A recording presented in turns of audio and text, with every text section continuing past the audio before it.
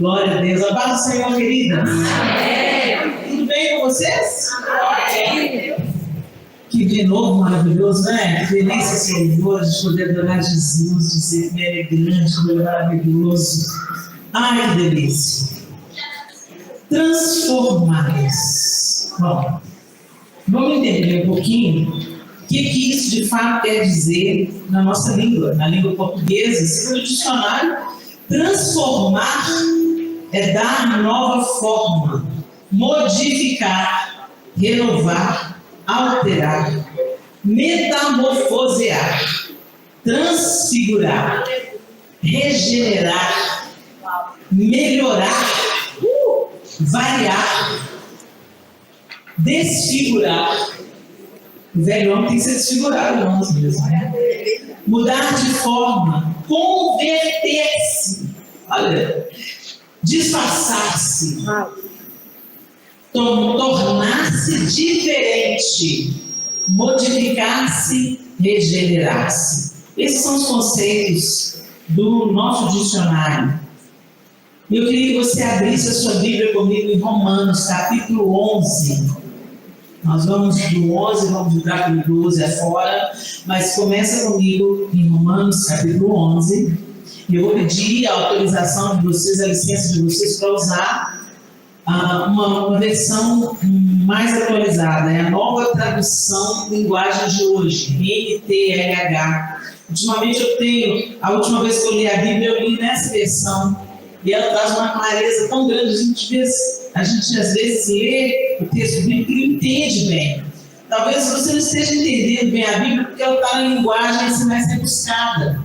Então eu sugiro essa NTLH, a nova tradução da linguagem de hoje. É o mesmo texto bíblico, a essência é exatamente, a Bíblia é totalmente fiel ao texto original, mas com uma linguagem que a gente usa hoje é bem mais acessível para a gente compreender melhor as escrituras sagradas, ok? Então eu vou usar essa versão. Se não é a sua versão, então fica atento comigo. A leitura é um pouquinho extensa, mas porque está nessa linguagem, ela é bem fácil de ser compreendida, ok? Romanos capítulo 11, eu vou ler a partir do verso 13, ok? Agora estou falando a vocês que não são judeus. Quem está falando? O apóstolo Paulo. Agora estou falando a vocês que não são judeus. Tem alguma judia aqui? Então está falando aí com a gente mesmo. Ok? Enquanto eu for o apóstolo dos não-judeus, terei orgulho do meu trabalho. Talvez eu possa fazer com que os que são da minha própria raça, ou seja, o apóstolo Paulo era judeu, então talvez eu possa fazer com aqueles que são judeus também, como eu, da minha própria raça, fiquem com ciúmes, e assim seja possível salvar alguns deles. Porque quando os judeus foram rejeitados, o resto do mundo se tornou amigo de Deus. Presta atenção no que ele está dizendo. Porque quando os judeus foram rejeitados, o resto do mundo se tornou amigo de Deus. O que acontecerá então quando eles forem aceitos? Os que estiverem mortos receberão a vida. Pois se o primeiro pão assado depois da colheita é dedicado a Deus, isso quer dizer que todos os outros pães também são dedicados a Ele. E se as raízes de uma árvore são oferecidas a Deus, os galhos também são dele. Alguns galhos da oliveira cultivada foram quebrados, e um galho de oliveira brava foi enxertado nela. Pois vocês, os não-judeus, são como aquela oliveira brava, e agora tomam parte na força e na riqueza espiritual dos judeus. Portanto, vocês não devem desprezar os galhos que foram quebrados. Como é que vocês podem estar orgulhosos? Vocês são somente galhos. Não são vocês que sustentam a raiz, é a raiz que sustenta vocês. Porém, vocês dirão, sim, mas os galhos foram quebrados a fim de dar lugar para nós. Isso é verdade. Mas lembrem que eles foram quebrados porque não creram. No entanto, vocês continuam na oliveira porque creem. E não tenham orgulho disso. Pelo contrário, tenham medo. Se Deus não deixou de castigar os judeus, que são como galhos naturais, Vocês acham que Ele vai deixar de castigar vocês? Vejam como Deus é bom e também é duro. Ele é duro para os que caíram e bom para vocês, se continuarem sempre confiando na bondade dele. Senão, vocês também serão cortados. E se os judeus abandonarem a sua descrença, serão enxertados na oliveira cultivada, pois Deus pode enxertá-los de novo. Vocês, não os judeus, são como aquele galho de oliveira brava que foi cortado e enxertado contra a natureza na oliveira cultivada. Os judeus são como uma oliveira cultivada. Portanto, para Deus será muito mais fácil enxertar de novo na própria árvore deles esses galhos quebrados. Vamos dar uma pausa aí, só para eu localizar vocês. Vamos fazer uma retrospectiva? Deus cria um homem e mulher. O homem escolhe a desobediência. A mulher cai, seduz o seu marido, os dois caem e entra para no nosso DNA a queda. Então, nós já nascemos pecadores. Todos somos pecadores. Lá em Romanos, o próprio apóstolo Paulo diz: pois todos pecaram e destituídos estão da glória de Deus. Então, a partir do momento que a gente fala assim, quero encontrar com a Eva, vou dar um tapa nela. Gente, o fato é que, da mesma maneira que a serpente enganou Eva, podia enganar qualquer um de nós aqui. Aliás, está enganando até hoje. Né? Porque uma coisa que a serpente não parou de fazer, né? Satanás não parou de fazer, é financiar projeto de poder, do mesmo jeito que ele fez com a Eva. Ele chega para a mulher e propõe: você vai ser como Deus, você não vai morrer, você vai ser como Deus. E tem um tanto de mulher querendo ser como Deus aí, um tanto de homem querendo ser como Deus. A humanidade está brincando de ser Deus. É só a gente ler um pouquinho as notícias que a gente já se situa. Todo mundo está querendo ser Deus, e o diabo está financiando esse projeto. Então, o fato é que quando houve a queda, ela já entrou na nossa vida com o DNA. Por isso que quando o salmista fala: eu nasci na iniquidade, em pecado me concebeu minha mãe, o salmista não está falando da relação sexual. O salmista está falando do pecado original. Vocês lembram lá em Gênesis, quando Deus está falando: então, os animais foram sendo multiplicados conforme a sua espécie. Pois é, conforme a sua espécie. Quando o homem e a mulher conceberam, os primeiros filhos que já nasceram foram conforme a sua espécie, a espécie da queda. Então eles já foram gerados na queda. Por isso a gente já nasce pecador. A gente já nasce, está no DNA da gente. E é por isso que Jesus precisou vir, para nos resgatar deste estado de queda. E nos regenerar ao lugar de filhos. Mas essa é uma obra incessante. Enquanto estamos nessa carne, essa obra precisará de ser aperfeiçoada dia após dia. Isso se chama santificação. Vocês estão me entendendo? Então você não merecia coisa alguma, você já nasceu na condenação. Aí Deus expulsa o homem e a mulher da sua presença, porque Ele é um Deus santo, não dava para comungar com o pecado, não dava para conviver com a queda. Eles são expulsos, mas Deus já traça um plano de resgate, ok? Da humanidade. Então, Ele envia o seu filho, mas como Ele enviou o seu filho? Ele já começou a tecer o plano do resgate lá quando Ele chamou Abraão. Então, quando Ele chama Abraão e promete para Abraão fazer dele uma grande nação, Ele está querendo dizer que todos nós nos tornaríamos filhos de Abraão. Mas através de quem? Através do sacrifício de Jesus. Mas em Abraão, Ele forma o povo judeu. Abraão gerou Isaac, gerou Jacó. E Jacó lutou com Deus, foi marcado por Deus e recebeu o nome de Israel. O nome foi trocado de Jacó para Israel, como um prenúncio daquilo que Deus faria conosco, e mudar a nossa natureza enganadora em príncipes de Deus. Aleluia. Muda então Israel. Israel tem 12 filhos. Os 12 filhos de Israel dão nome às tribos de Israel. Ok? Então dali nasce um povo. E desse povo, da tribo de Judá, vem Jesus Cristo, o Messias esperado pelo povo de Israel. Só que o povo de Israel esperava o Messias que fosse seu líder político. Um cara que ia restituir a Israel a glória dos tempos de Salomão. Vocês lembram que Deus prometeu para Davi que o descendente de Davi, nunca ia faltar um descendente de Davi no trono? Deus estava apontando para Jesus, o descendente de Davi, que nunca vai perder o trono, é Jesus Cristo. Gente, a gente vai entender a Bíblia de uma maneira linear, é tão linda, faz tanto sentido. Por isso que a gente precisa de ler a palavra de Deus.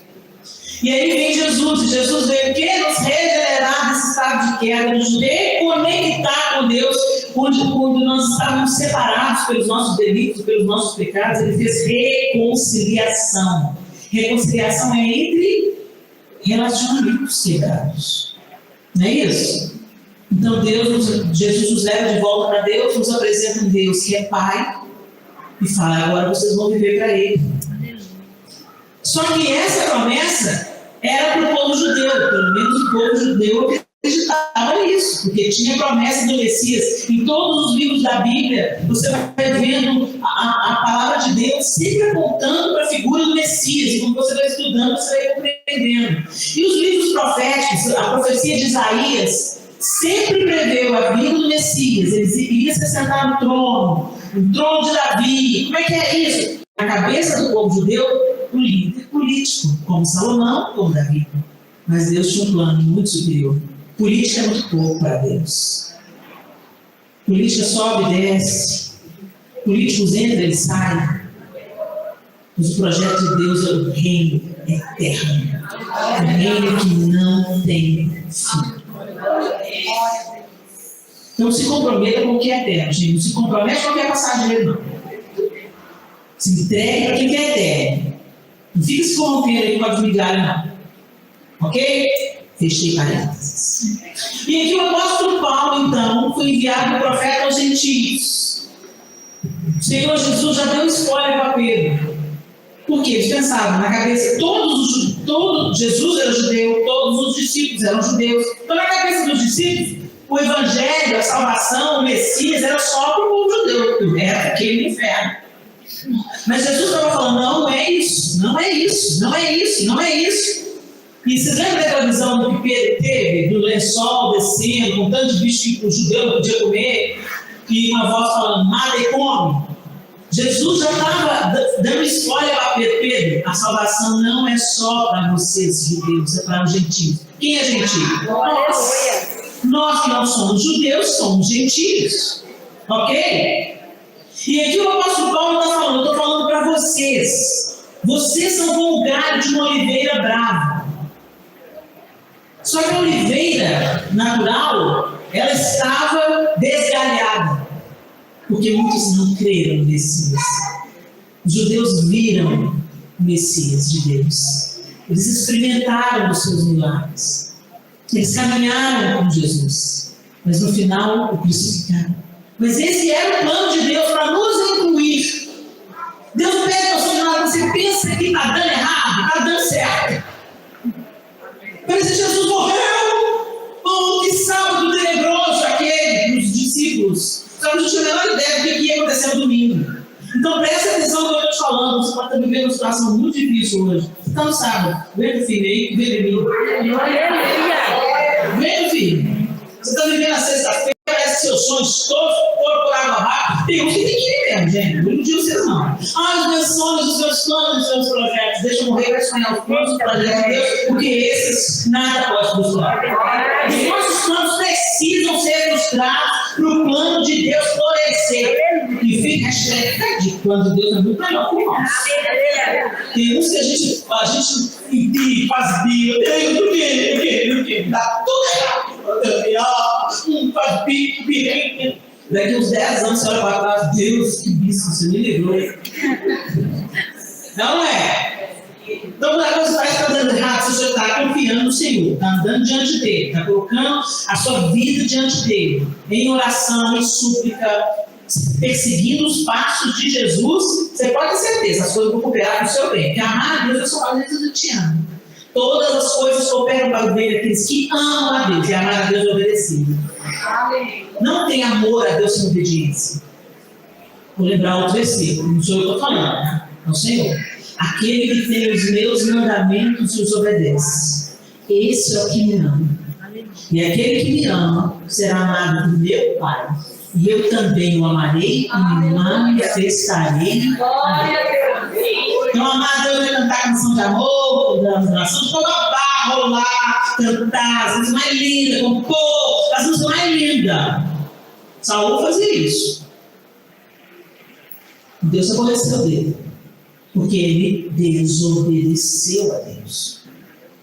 Então, é a mesma coisa. Imagina se o João fala: te amo, você é linda, cheirosa, minha esposa. E aí vira as costas do tempo. Isso é amor? Isso não é amor. Então, amor é obediência. Ok? E se você está em obediência, todas as coisas, diga comigo, todas. Não é alguma, gente, é todas as coisas vão cooperar juntamente para o seu bem. Pode dar uma volta terrível, você não está entendendo nada, mas Deus está torcendo o negócio a seu favor. Ok? E aqui foi exatamente isso que ele fez. A coisa desandou, Jesus foi crucificado, você está dando errado. Não, ele estava envolvendo, trazendo os gentios. Bendita salvação que nos encontrou. E o apóstolo Paulo, então, está aqui falando com esse povo. Vocês foram enxertados na oliveira. Vocês agora são povo de Deus. Não fique vaidosinho, não. E se Deus não poupou os galhos original, não pense em você. E se você se levantar contra Deus, ele vai te poupar. Não vai, não. Aí a gente lembra de João capítulo 15. Eu sou a videira verdadeira, vocês são santos. Se vocês estiverem em mim, eu estarei em vocês.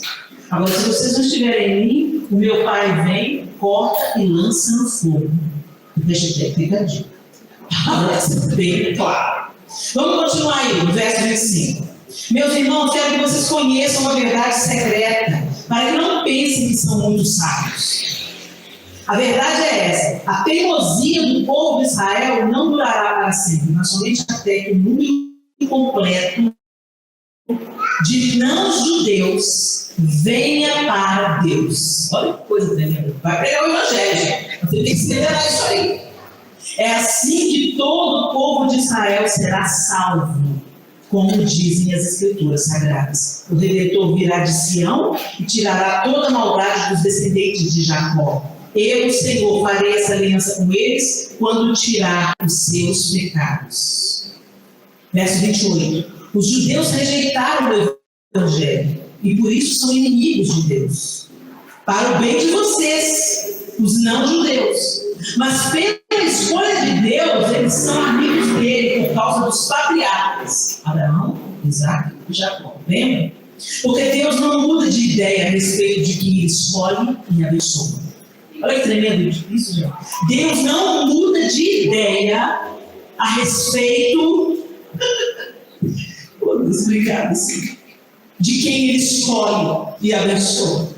Mas no passado, vocês que não são judeus desobedeceram a Deus. Porém, agora vocês receberam a misericórdia de Deus por causa da desobediência dos judeus. Vocês estão comigo, gente? Amém. Assim, por causa da misericórdia que vocês receberam, os judeus agora desobedecem a Deus, para que eles também possam receber agora a misericórdia dele. Pois Deus fez com que todos se tornassem prisioneiros da desobediência, a fim de mostrar misericórdia a todos.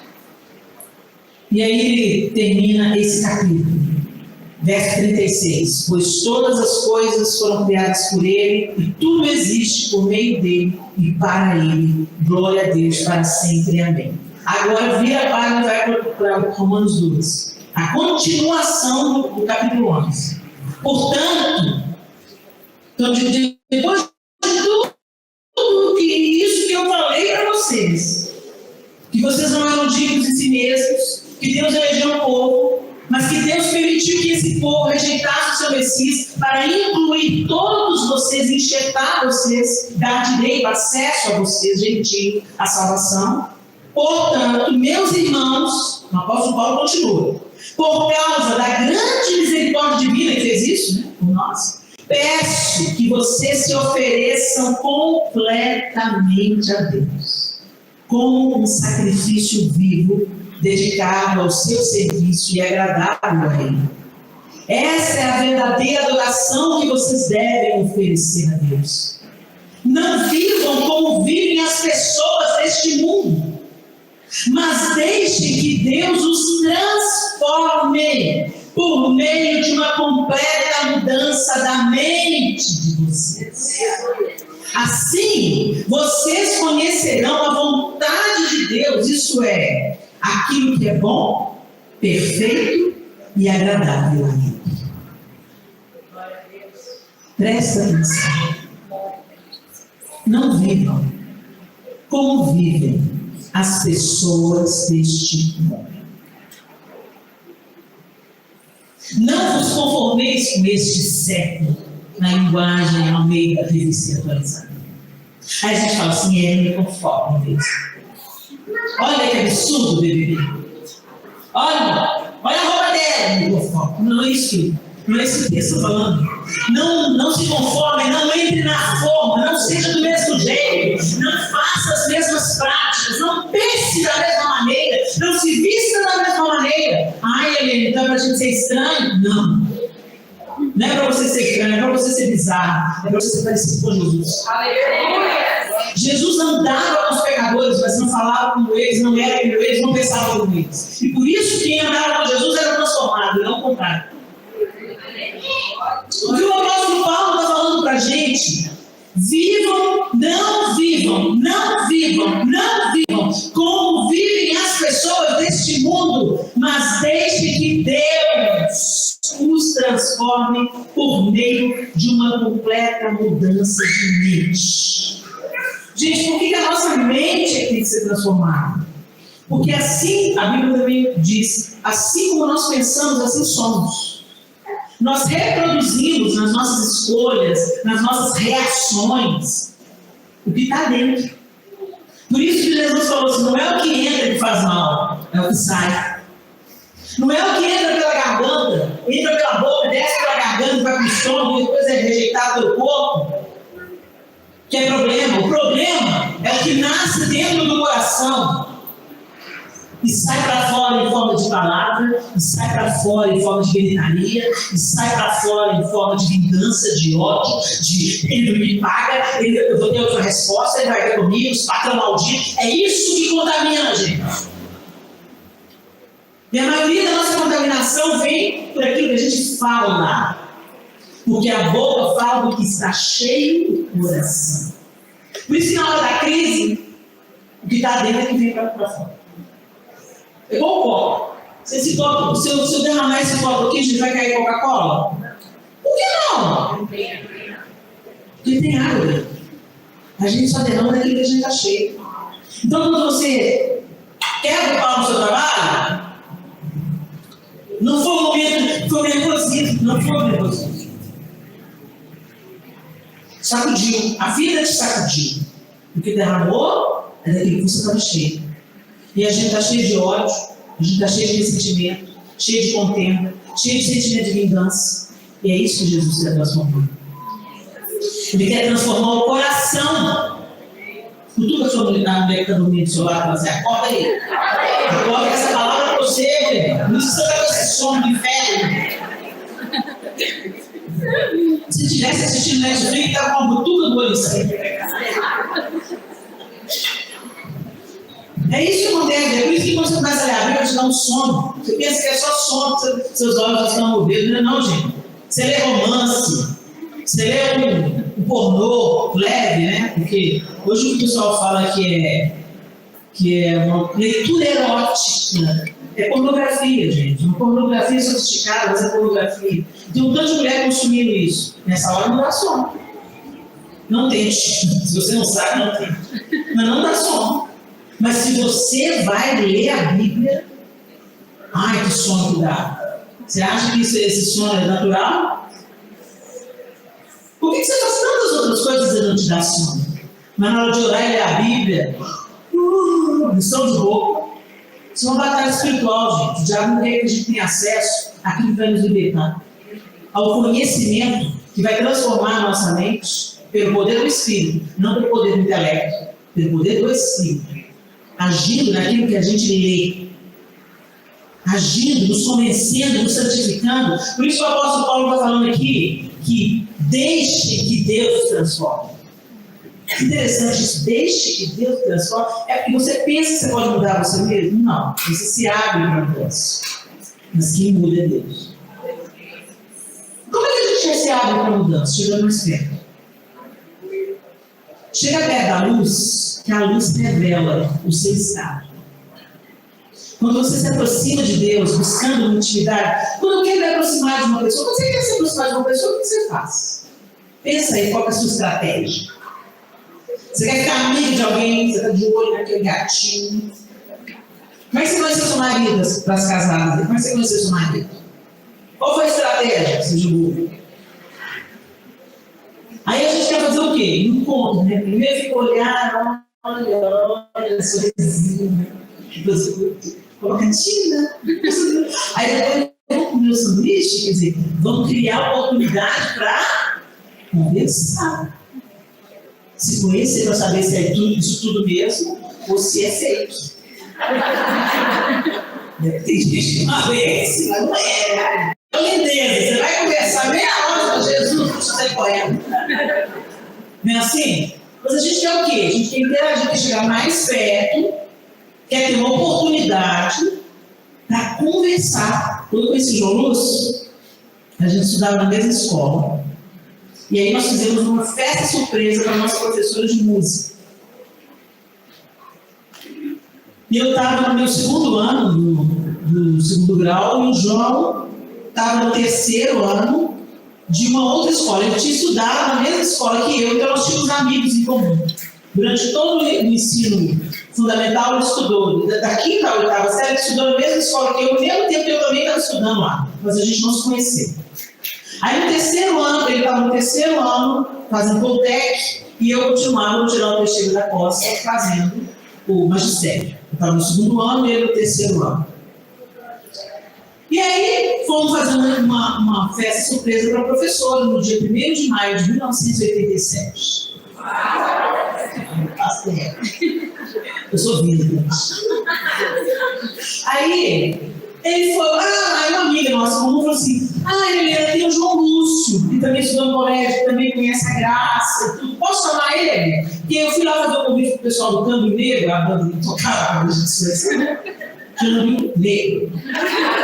Aí, não, pode sim. Aí nós nos conhecemos no aniversário da Graça. Quando eu vi o moço, gostei do moço. Moço bonito. Colei o olho nele, colou o olho em mim, mas eu me interessei primeiro.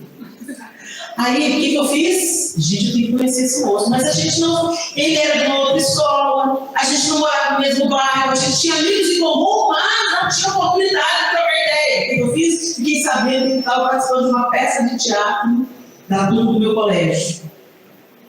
Fomos atrás da professora de arte e assim, arruma um papel para a gente entrar nessa peça. E ela falou assim, não tem jeito, não, Helena, já está cumprido. A gente estava fazendo o colégio estava produzindo a peça O Pagador de Promessas, de Dias Gomes. Aí tinha uma beata. E ele era padre. Eu falei assim, muda a beata para 3 beatas. Que aí eu e minha amiga iríamos entrar.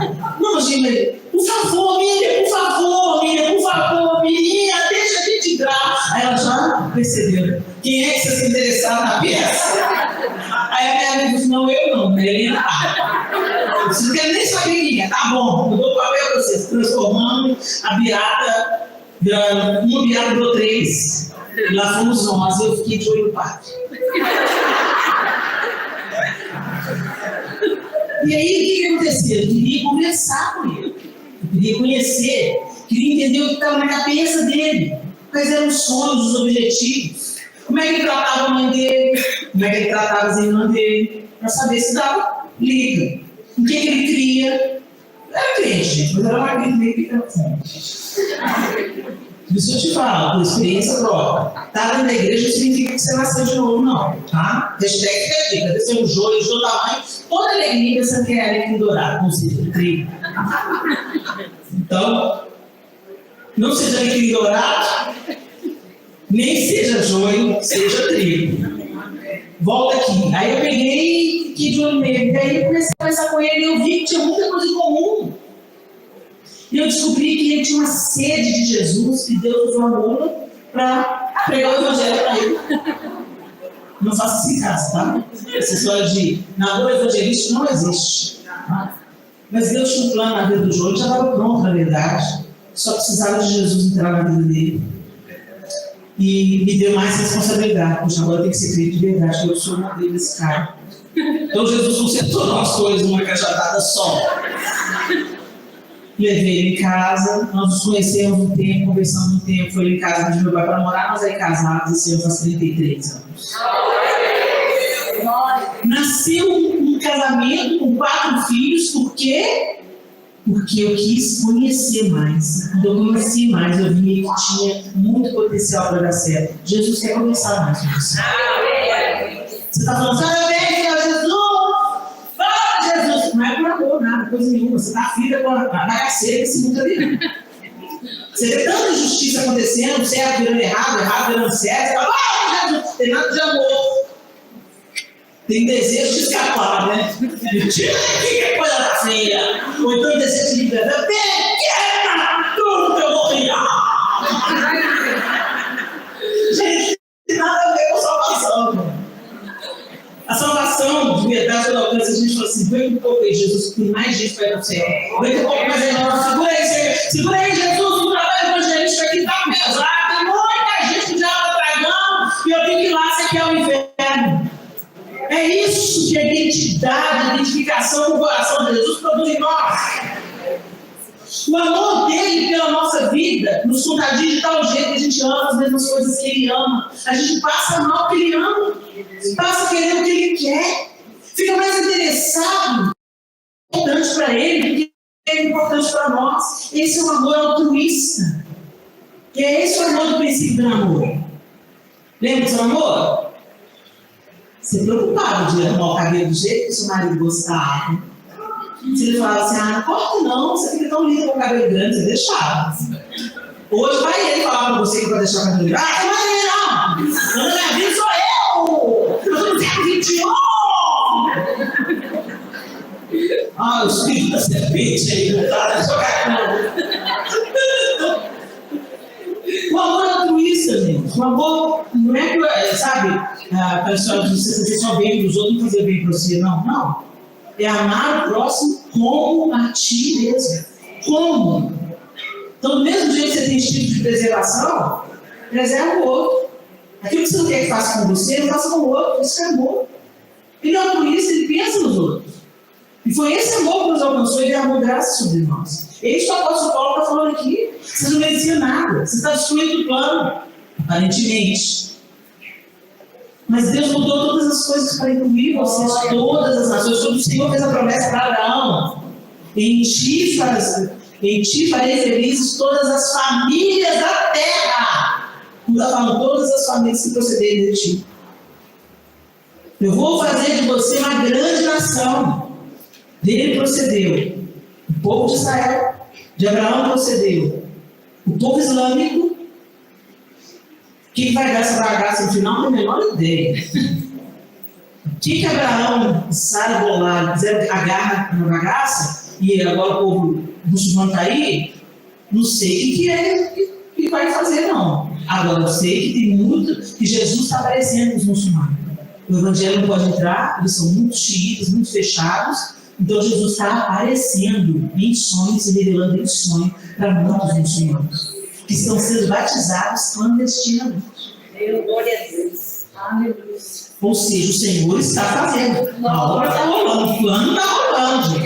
Segue o plano está seguindo. O pau está quebrando aí, você pensa, acabou não, está no meio. Pau está quebrando, a profecia está cumprindo. Segura aí. Fica firme aí. Agora vamos fortalecer, vai nos derrubar. Oh, meu Deus, é tão injusto. Nós precisamos de ter a nossa mente transformada. Que a mente transformada vai gerar uma nova atitude. Uma nova palavra vai sair da nossa boca.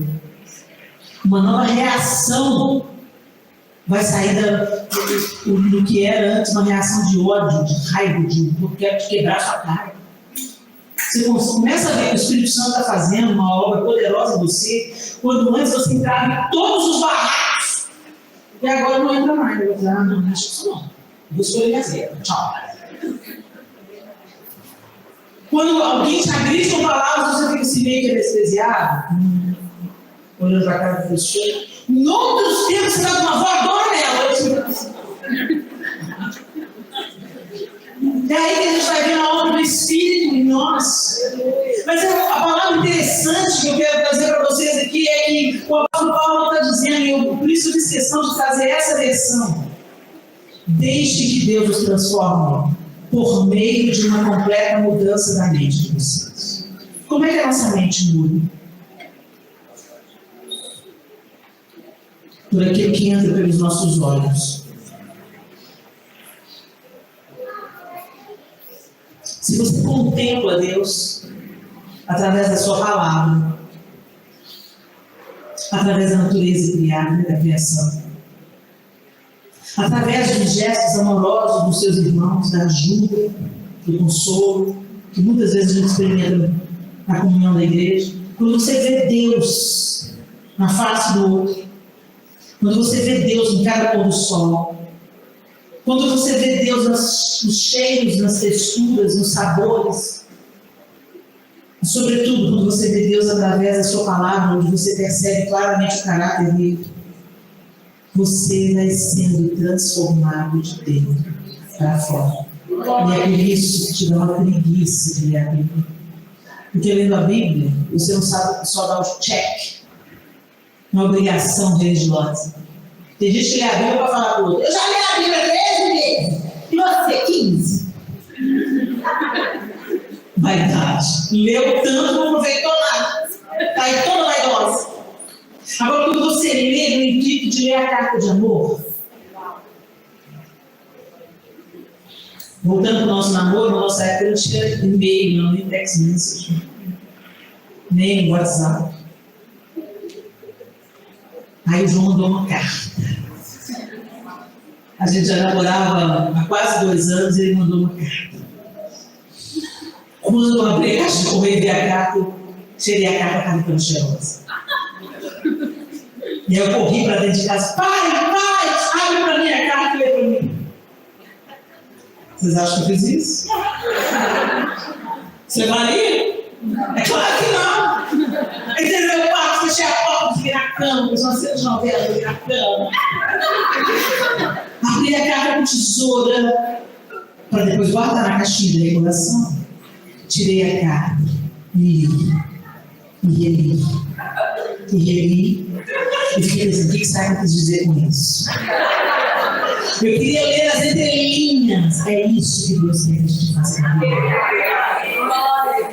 Que você enxergue o Senhor em cada história. Que você não leia só uma história. Que você deixe a palavra entrar dentro de você e acender a luz. E fazer você enxergar o caráter de Deus, a maneira que Deus é, como Ele age. Nossa, mas eu fui ler o Antigo Testamento, meu Deus do céu, que Deus é esse? Que Deus duro, manda matar, mata todo mundo, mata os meninos de peito, mata. Nossa Deus! Pois é, foi esse mesmo Deus que continua sendo justo, que moeu o filho dele para ter você de volta. Aleluia! Glória a Deus. A gente acha que Deus é injusto até a gente pensar na salvação. Né? Será que Ele não poupou o seu próprio filho para nos dar vida e vida em abundância? Aleluia! E sabe o que a gente faz com isso? Despreza isso. A gente prefere beber. As pessoas não vão para o inferno apenas por seus pecados. Porque a porta do perdão do pecado já foi liberada. Jesus já pagou o preço pelos nossos pecados. É só você tomar posse dessa absolvição e passar a viver de acordo com ela. Mas o que acontece? O pessoal fala assim, sou salvo pela graça. Deixa eu viver a vida louca. Não. É a mesma coisa você ser absolvido de um crime e ir lá e fazer outro. As pessoas não vão para o inferno apenas pelos seus pecados, as pessoas vão para o inferno porque elas rejeitam a graça de Deus. a carta de perdão lançada, a sentença de morte, que elas iriam ser livres dela, elas rejeitam. Elas rejeitam uma carta de perdão. E elas preferem viver a morte, ir caminhando para a morte, para a sentença de morte. As pessoas vão para o inferno porque elas rejeitaram a graça de Deus. Inclusive aqueles que falam, eu sou salvo pela graça, não preciso fazer mais nada. Nós não podemos salvar a nós mesmos, fato. Mas uma vez que a gente entende a graça, nós não vamos mais viver na direção que a gente está. Nunca. Imediatamente, quando a gente compreende que Deus fez o plano de salvação, para nós não vivermos mais sob a condenação de nascença do pecado, a gente vira, a gente muda de direção, de pensamento, e a gente começa a olhar para o Senhor, atraídos pelo Senhor, caminhando para o Senhor. E é aí que nós somos restaurados. E é aí que nós somos transformados. À medida que caminhamos com Ele, os nossos olhos se abrem. E ao partir o pão, os nossos olhos se abrem, reconhecemos quem Tu és. É isso. A canção está dizendo o que acontece na vida.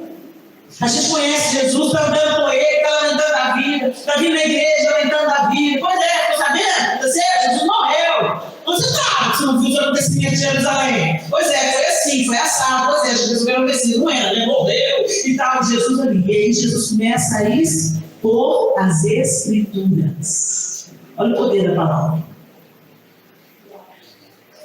Começou a expor as Escrituras, E eles foram trazendo à memória quem Deus era, as suas promessas. Que escrituras eram essas no Antigo Testamento? Então quem fala que o Antigo Testamento não era a Bíblia, não é mais a Bíblia, não precisa saber de nada. Né? A Bíblia que Jesus pregava era o Antigo Testamento. E aí quando eles estão juntos à mesa, intimidade. Mesa é intimidade. Você senta na mesa com quem você quer conhecer mais. Você chama para jantar quem você quer mais conhecer. E a partir do pão, a revelação de quem Jesus era.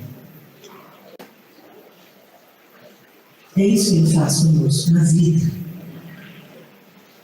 Mas será que a gente está deixando, permitindo que Ele nos transforme pela renovação da nossa mente? A nossa parte é contemplar Deus através da palavra. A gente precisa de parar, sabe, gente? A gente corre tanto no porta-Deus. Para, olha para o pôr do sol e pensa, foi Deus que fez. Olha para uma flor e veja, foi Deus que fez. E conheça a grandeza de Deus nas pequenas provisões. Uau, tem água no chuveiro hoje. A água está vindo pelo cano, alguém trabalhou, fez essa água, canalizou essa água, e ela está vindo, eu estou tomando banho. Oh, glória a Deus! Glória a Deus. Teve dinheiro para pagar a conta de água, oh, glória a Deus! Eu consegui fazer uma refeição, oh, glória a Deus!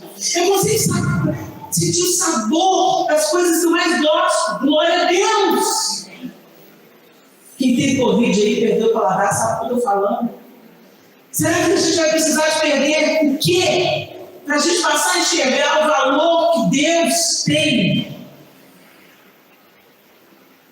Quem Ele é, sua grandeza, sua soberania, sua majestade, sua vida pulsando em nós. O fôlego de vida, você só está respirando aí, porque Deus ainda está te dando vida, minha linda.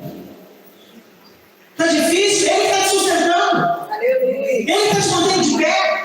É Ele que fez você sair de casa. Eu não vim aqui na igreja, não fui eu, não fui a pastora da sala, não. É Deus que tem cuidado de você. É Deus que tem cuidado do livramento, que você não faz a menor ideia. Nós vamos contemplar Deus, gente. Aleluia. Porque é contemplando o Senhor que nós somos transformados. Para te colocar lixo diante dos seus olhos. A concupiscência da vida entra pelos olhos. A gente cobiça pelos olhos.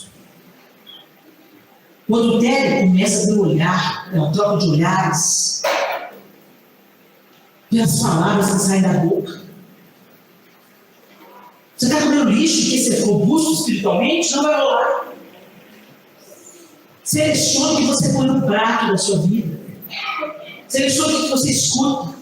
Selecione de que conversa você participa. Aleluia, Jesus. Porque o que sai da sua boca é o que está te matando, está te contaminando. Que o Espírito Santo te lembre dessa palavra. Na hora de uma conversa que não está edificando, está expondo a nudez de outra pessoa. Isso não é amor. Quando você está participando da nudez exposta de outra pessoa, porque você não quer fazer com os outros, que você não quer que faça com você, isso é amor. E a ordenança do Senhor é: ama o teu próximo como a ti mesmo. E obedecendo aos mandamentos é que nós amamos a Deus. Tudo está conectado. E para terminar, ele está dizendo: não vivam como vivem as pessoas deste mundo. Passo um.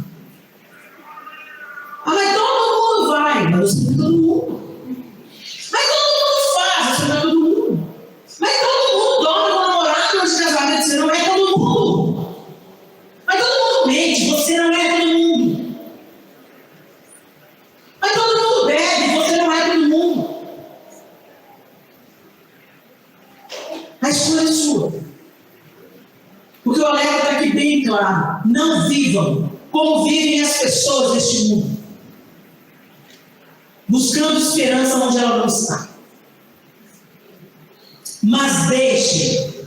A primeira é uma decisão: eu não vivo como os outros vivem. Eu escolho o caminho da vida e não o caminho da morte. Eu sou guiado pela palavra de Deus e não pelo meu intelecto, pela minha opinião, pela opinião alheia, pelo movimento político do momento. Eu não vivo pelos movimentos, eu vivo pela palavra de Deus.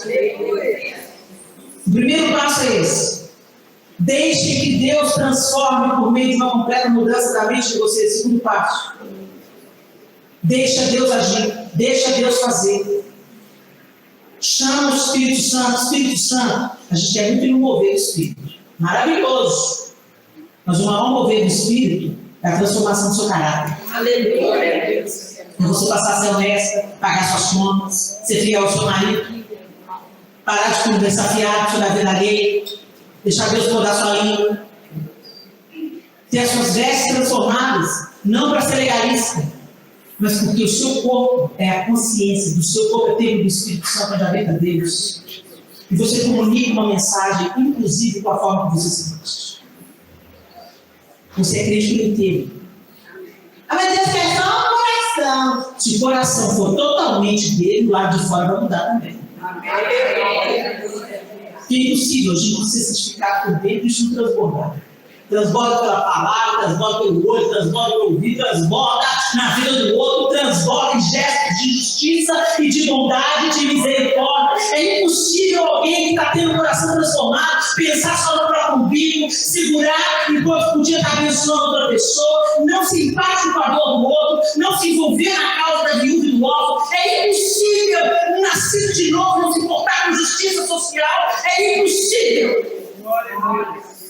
Por isso a gente tem uma igreja apática, que revela um coração não convertido, um coração não transformado.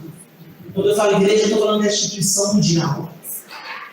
Igreja não é parede, igreja não é dominação, igreja é um conjunto de pessoas que se converteram a Jesus Cristo e são a representação de Jesus na terra, são o corpo de Cristo na terra. E o corpo de Cristo não joga com sensualidade na roupa, nem na maneira que se comporta. O corpo de Cristo é o corpo de Cristo.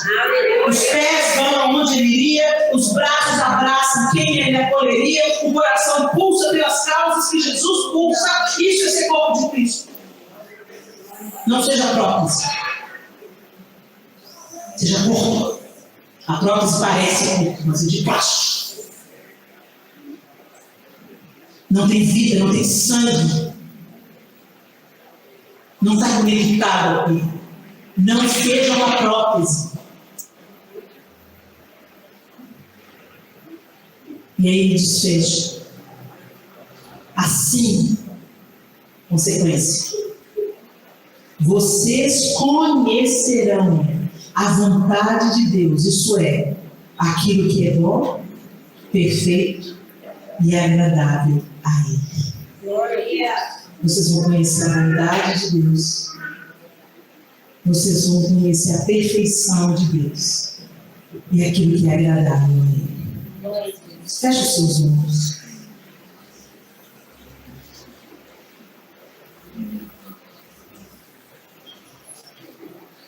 A gente faz tentativas constantes de uma autotransformação.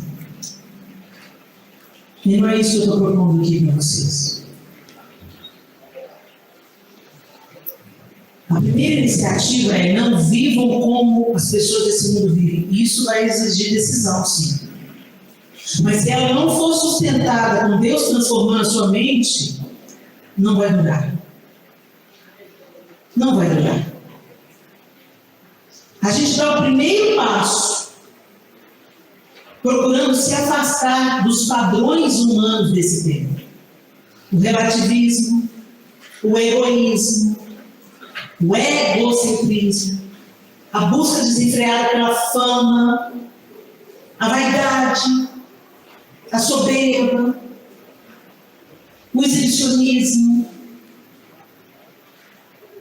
Você identifica e você fala: eu não vou mais comungar com isso. Eu não vou comungar com aquilo que o mundo tem de mal. Eu não vou fazer o que todo mundo faz. Esse é o primeiro passo. Mas ele tem que andar conjuntamente com a contemplação de Deus, com a busca dessa intimidade. Eu fui lá na Bíblia e eu insisti na Bíblia: deixa a gente entrar para o teatro. Eu quero conhecer esse moço. O que você está fazendo para conhecer mais Jesus? Você anda com gente que o assunto é Jesus? Vocês param para tomar chá com as amigas para falar dos milagres do Senhor? É assim que a gente conhece o noivo. Será que você tem parado para querer conhecer mais de Jesus? Através das Escrituras. Quando você vai ler a Bíblia, deixa eu ver o que descubro hoje mais sobre o caráter de Deus, sobre a bondade de Deus, sobre como Ele age, como Ele sente, como é que é o coração dele, o que Ele gosta. O que eu quero fazer é o que Ele gosta. E não é para receber nada em troca. É só pela alegria de ver Ele feliz. Eu sou tão feliz com Ele. Você quer namorar com um noivo. A noiva chama, o Espírito e a noiva dizem: vem, vem. E vem, Jesus, não é para me livrar desse mundo, não. Vem, porque eu quero te conhecer plenamente. Vem, porque eu quero te namorar, eu quero casar. Eu lembro quando eu ia levar o João no portão do namoro, dava uma tristeza na despedida. Aí nós decidimos casar. Porque a gente não queria mais dormir separado, viver separado, viver em casas separadas. E é isso que o Senhor quer plantar em nós: um desejo pelo noivo, não pelas árvores do noivo, não pela riqueza do noivo, não por aquilo que o noivo pode me dar, mas pela pessoa do noivo. Eu quero casar com você, Jesus. Eu quero te conhecer plenamente, Jesus.